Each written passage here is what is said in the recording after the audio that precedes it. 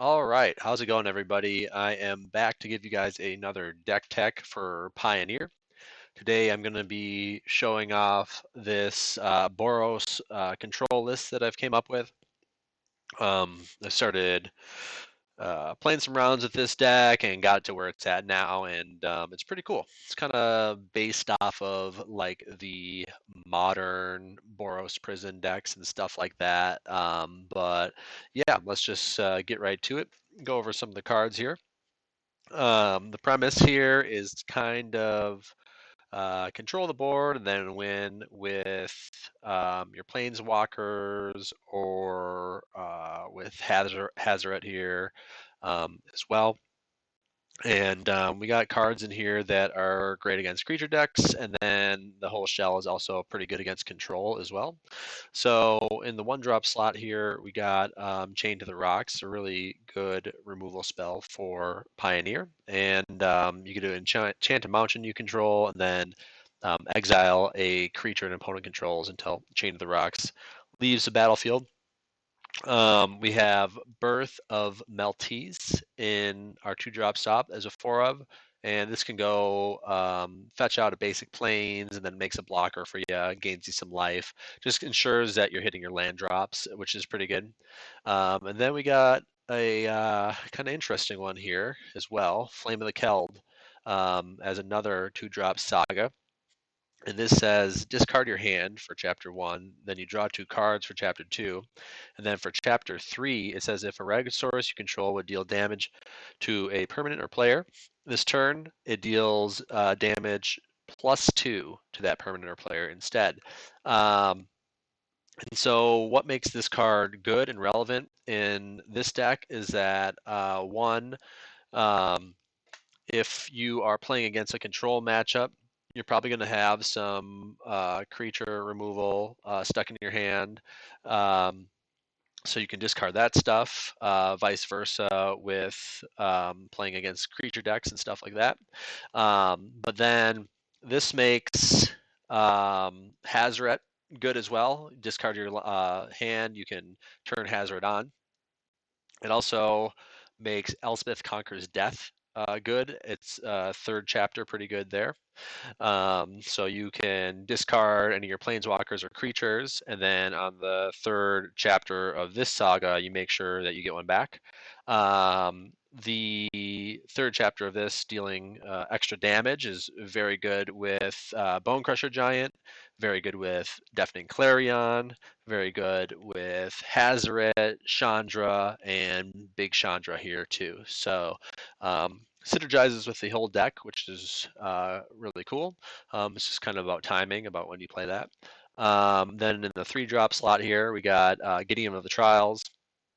Also, a very good card in this deck because our creature removal won't affect him. He's indestructible as a 4/4. So you can play Deafening Clarion, give him lifelink, and do 3 damage to all creatures, and then he'll still swing in, gaining you 4 life. Then also it makes Shatter the Sky quite good as well. This is one of our other board wipes. It says each player controls a creature with power 4 or greater draws a card, then you destroy all creatures. So you can turn Gideon into a 4/4 indestructible, cast that, you get a card draw out of it as well. Then we got here Bonecrusher Giant. Just an all-around good card, 2 cards for 1.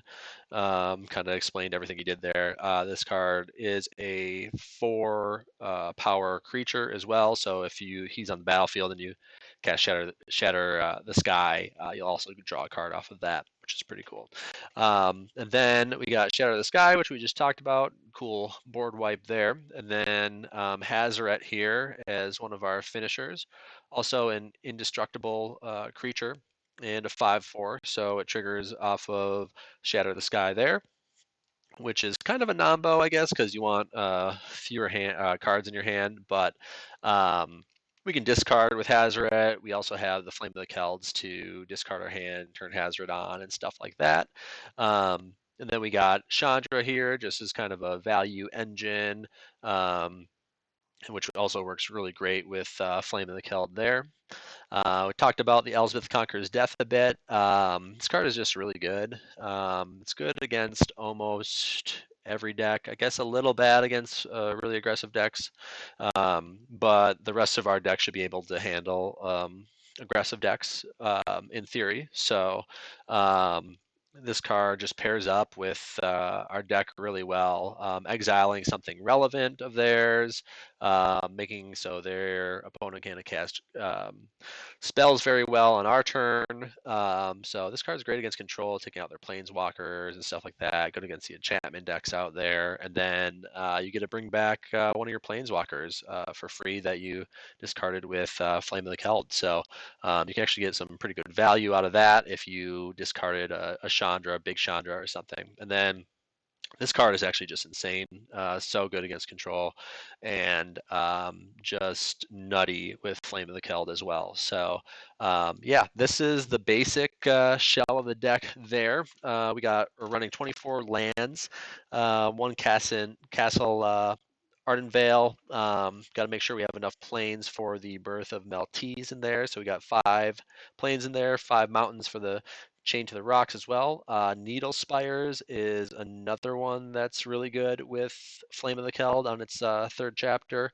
So this card would do 8 damage essentially then, since it has double strike, which is pretty cool. Threw in some temples at the bottom and one Savai Triome just as a cycling land we can use. And then onto the sideboard here.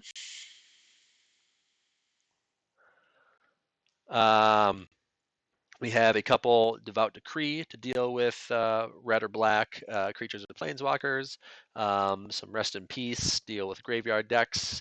A couple Fry for white or blue creatures or planeswalkers as well. Some Damping Sphere for against control and big mana decks. A couple Heliod's Intervention for those enchantment and artifact decks.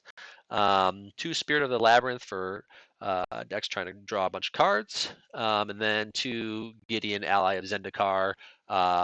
Just an all-around really good card. Bring that in the control matchup as well. And that is the deck there. This deck is pretty fun. I'll get some gameplay out in the next couple days here, so stay tuned for that. Thanks, guys.